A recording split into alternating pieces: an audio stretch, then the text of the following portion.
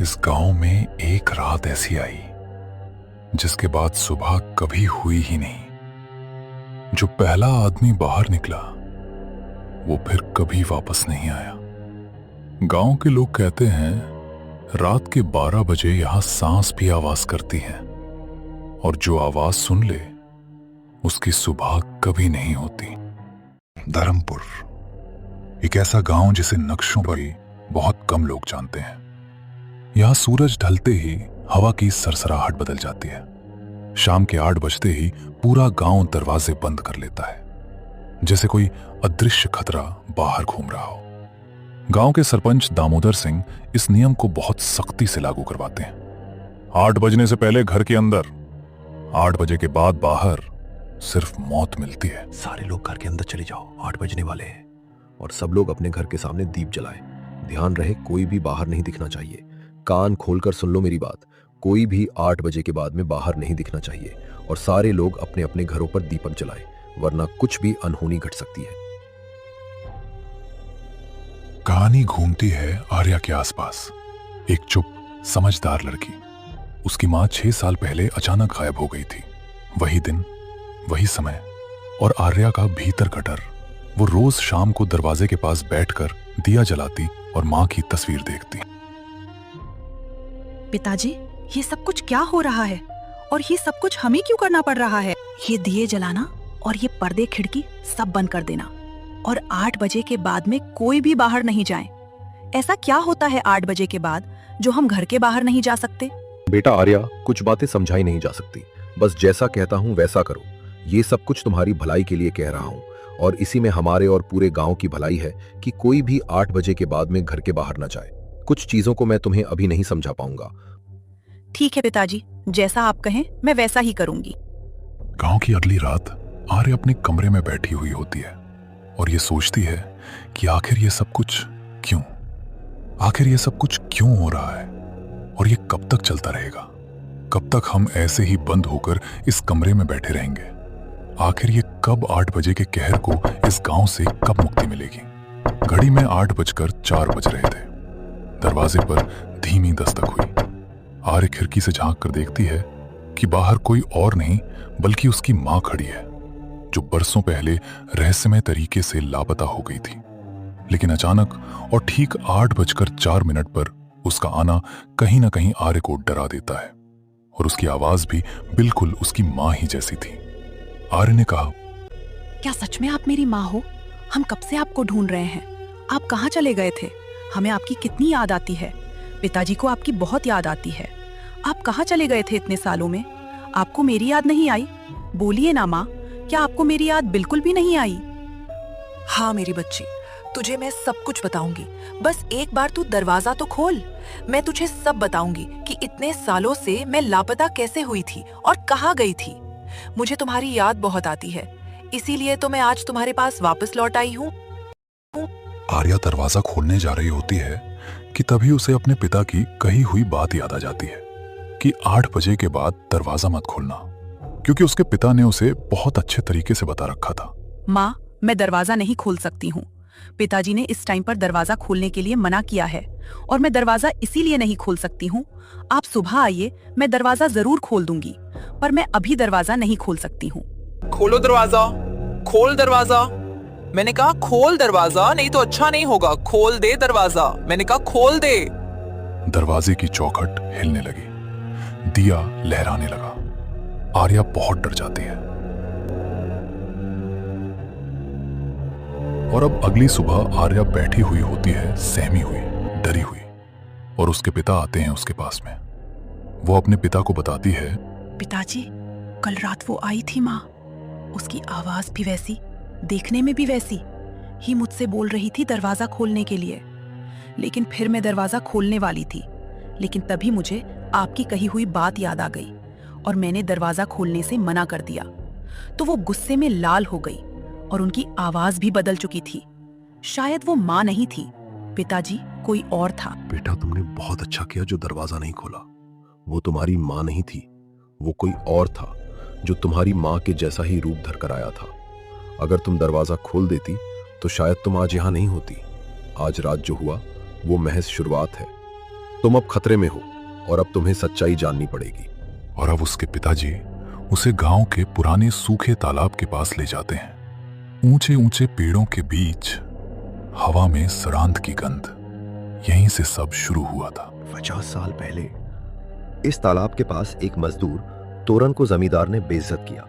पानी न देने पर तोरन प्यास से तड़प कर मर गया। उसकी पत्नी सुगना ने गांव के सामने चीख कर कहा, तुम सब दोषी हो।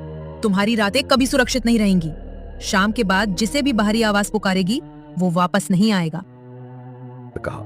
और वो इसी तालाब में कूद कर मर गई। तभी से रात 8 बजे एक अदृश्य घंटी बजती है और मृत लोगों की आवाजें घर घर दस्तक देती हैं। इस आवाज में उन्हीं लोगों का रूप होता है जिनसे घर वाले भावनात्मक रूप से टूट चुके होते हैं। गांव का एक आदमी बलराम इस नियम को मजाक समझता है।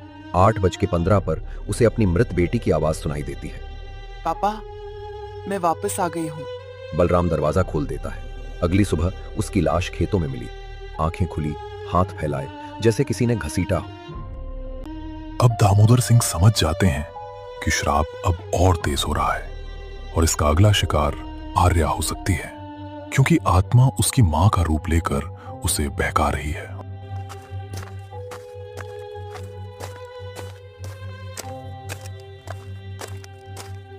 दामोदर अकेले रात में तालाब के पास पहुंचते हैं। आसमान में काले बादल, पेड़ों की टहनियां कांपती, दूर घंटी बजती। हमारी गलती को माफ कर दो, सजा हमारी पीढ़ियों को मत दो। और तभी तालाब से एक काली आकृति उभरती है।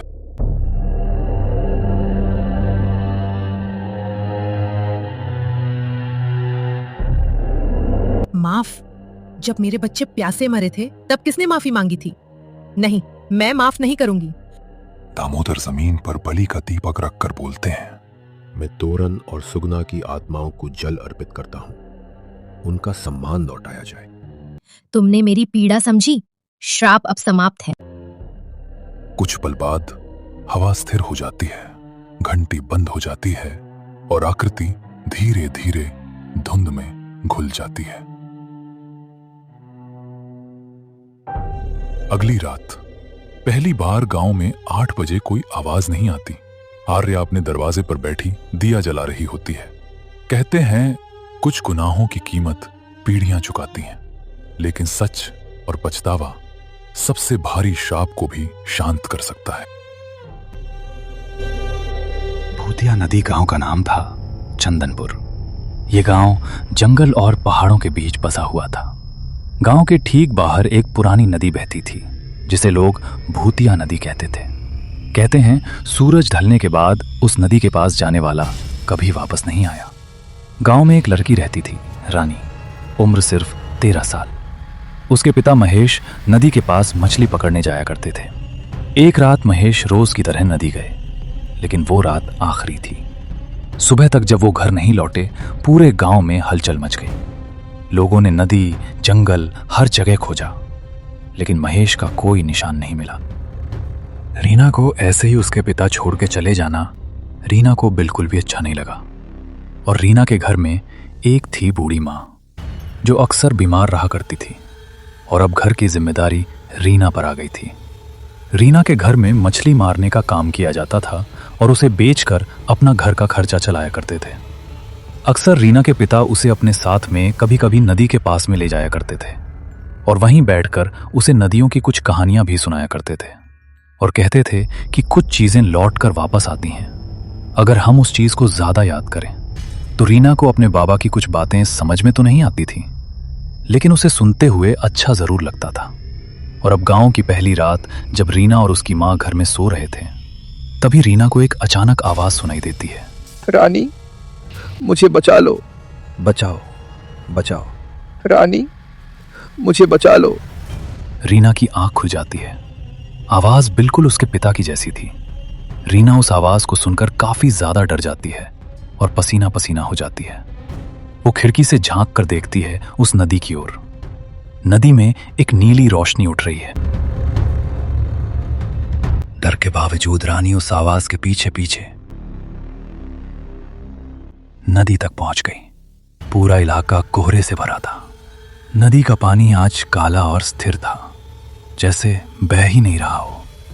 अचानक पानी में उसे अपने पिता का चेहरा दिखा, लेकिन उसकी आंखें सफेद थीं। अचानक पानी में हलचल होने लगी और तभी पानी में धीरे धीरे एक डरावनी आकृति वाला शैतान निकलने लगा, जिसकी आंखें खून जैसी लाल, लंबे लंबे बाल, लंबे नाखून और एक भयानक चेहरा। एक भूतिया नदी का शैतान।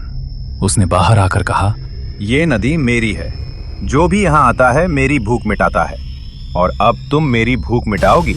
और तभी रानी देखती है कि उस नदी में लाशें तैरने लगीं और लाशें बहुत ही बुरी तरीके से थीं। उसी लाशों के बीच में एक उसके पिता की भी लाश थी। उसे देखकर वो काफी ज्यादा दुखी होती है और डर भी जाती है, और वो शैतान अपनी शक्ति से पानी के अंदर खींचने लगता है। रानी बहुत ही ज्यादा डर जाती है। रानी को कुछ समझ नहीं आ रहा था कि तभी रानी जोर जोर से हनुमान चालीसा पढ़ने लगती है, और तभी वो शैतान जोर जोर से चिल्लाने लगता है और अपने आप को बचाने की कोशिश करता है। भाग जा, लेकिन याद रखना, मैं हर अमावस्या को बुलाऊंगा और उस बार तुझे कोई नहीं बचा पाएगा। वो शैतान वहां से गायब हो जाता है और रानी वहीं पर बेहोश हो जाती है। और अब अगली सुबह गांव वालों ने रानी को नदी के पास बेहोश पाया।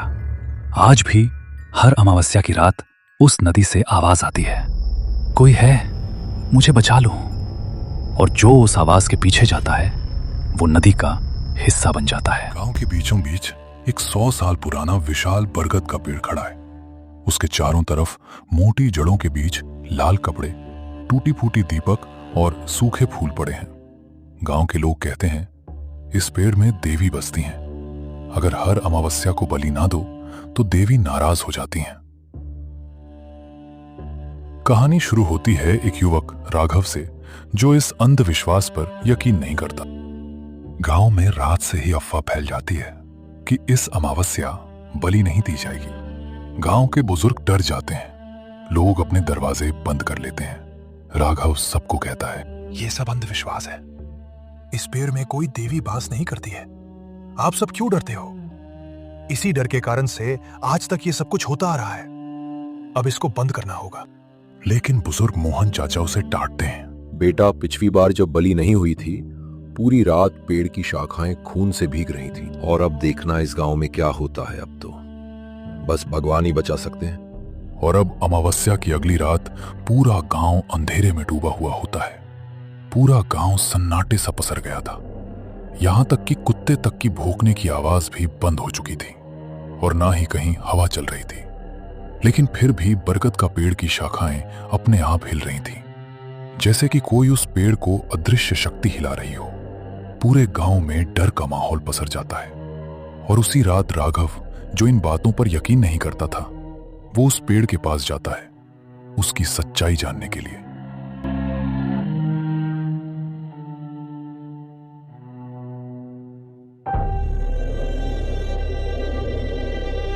राघव अंधेरे में खड़ा था। उसे अचानक अपने पीछे कंधे पर किसी का हाथ रखने का महसूस होता है। वो पीछे पलट कर देखता है, लेकिन वहां पर कोई नहीं होता। फिर धीरे धीरे उसे पेड़ की सबसे ऊंची शाखा से किसी औरत की कराहने की आवाज सुनाई देती है।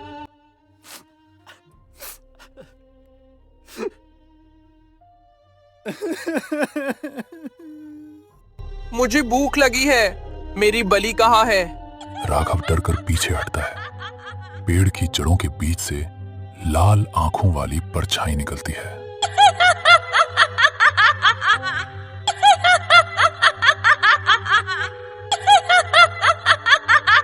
लंबे बाल, सफेद फटी साड़ी और कलेजे को चीर देने वाली आवाज, और कहती है, जो मेरी पूजा को मजाक बनाए, मैं उसका रक्त पी लेती हूँ। और फिर तूने तो बलि को ही रुकना चाहा। अब तुझे मुझसे कौन बचाएगा? मैं अमावस्या भूखी नहीं रह सकती। राघव का गला सूख जाता है। पेड़ की जड़ें अपने आप जमीन से उठती हैं और राघव की टांगें पकड़ लेती हैं। वो चिल्लाता है, पर आवाज जैसे हवा में खो जाती है। परछाई पास आकर उसके कान में फुसफुसाती है। राघव सिर झुकाकर डर के मारे कांपने लगता है। और अब अगली सुबह राघव की मौत की खबर पूरे गांव में फैल जाती है और अब पूरे गांव में एक डर का माहौल बन जाता है।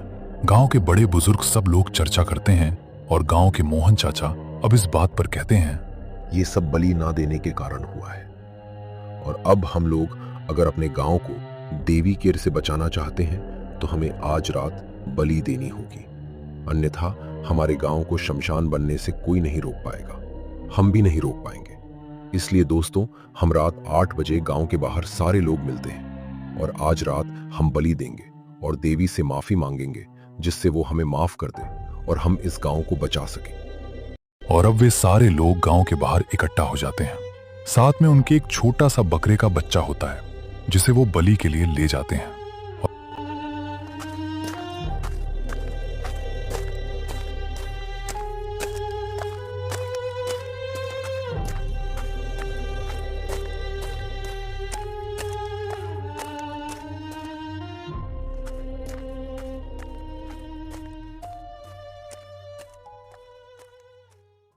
और अब वे सारे लोग उसी बरगद के पेड़ के पास में पहुंच जाते हैं और जैसे ही वे लोग उस बकरे की बलि देने वाले होते हैं कि तभी उस बकरे को बगैर काटे ही हवा में उठने लगता है और वो उसी पेड़ में धीरे धीरे समा जाता है। गांव वाले ये देखकर दंग रह जाते हैं और सोचते हैं कि देवी ने बकरा काटे बगैर ही बलि को स्वीकार कर लिया और वो उनसे माफी मांगते हैं और वहां से चले जाते हैं।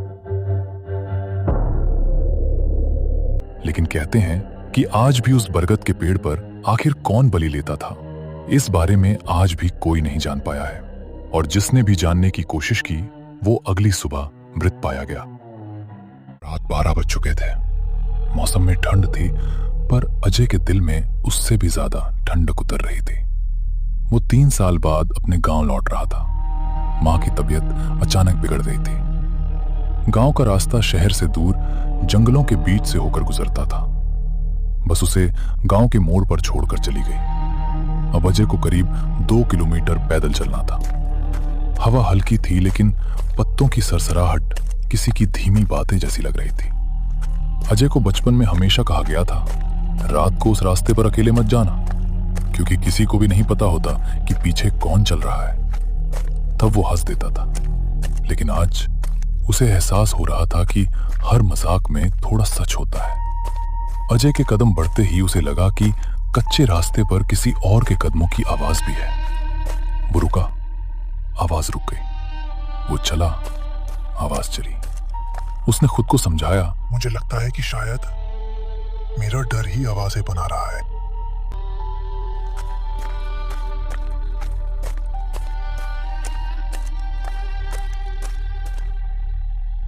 गांव से थोड़ी दूर एक पुराना कुआं था। अजय उसके पास पहुंचा ही था कि पीछे से किसी ने बिल्कुल धीमे स्वर में पुकारा, ठिठक गया। अजय, अजय, अजय। वो ठिठक गया। उसके पूरे शरीर में जैसे बिजली सी दौड़ गई। उसकी मां यहां कभी नहीं आती। पिता 5 साल पहले गुजर गए थे। गांव में कोई ऐसा नहीं जो इतनी धीमी टूटी हुई आवाज में उसका नाम पुकारे। वो मुड़ा, लेकिन रास्ता खाली था, बस अंधेरा और हवा में उड़ती धूल। अजय ने तेज कदम बढ़ा दिए।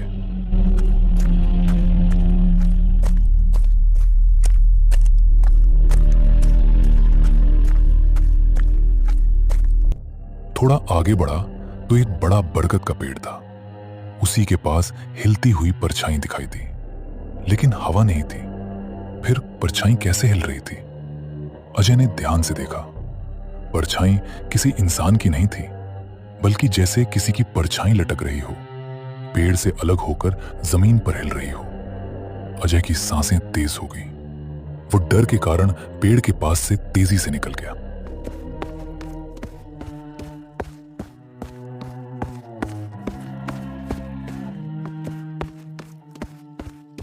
जैसे तैसे करके आखिरकार अजय अपने घर पहुंचा।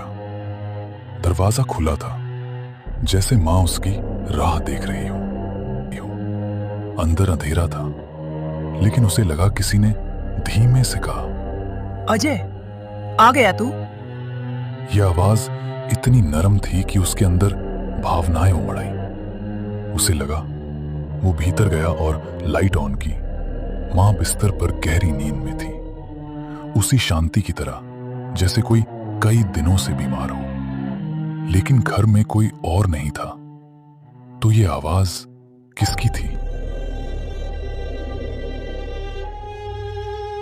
और अब अजय की मां की आंख खुल जाती है और वो उठकर बैठ जाती है और वो अजय से कहती है, क्या हुआ अजय बेटा? तुम बहुत घबराए हुए लग रहे हो। क्या बात है, बताओ मुझे। तुम्हें इतना पसीना क्यों आ रहा है? आखिर ऐसा क्या हो गया? क्या रास्ते में कुछ हुआ है? बताओ बेटा, मुझे बताओ। और अब अजय ने रात की सारी घटना अपनी मां को बताई। अजय अपनी मां को घटना के बारे में बताए रहा होता है कि तभी उसे अपनी मां के पीछे एक बूढ़े व्यक्ति की परछाई दिखाई देती है। वो उसे देखकर काफी ज्यादा डर जाता है।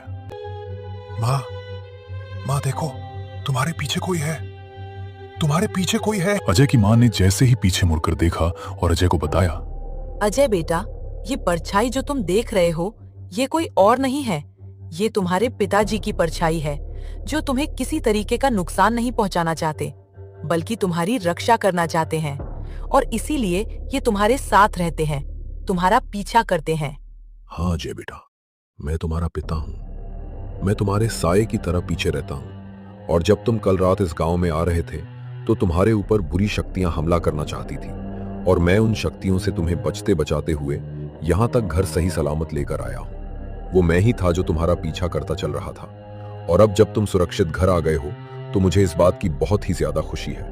और अब मैं चलता हूं मेरे बच्चे, मुझे भगवान से बस इतनी ही इजाजत मिली थी। और अब देखते ही देखते एक रोशनी होती है और उस रोशनी के साथ ही वो गायब हो जाते हैं।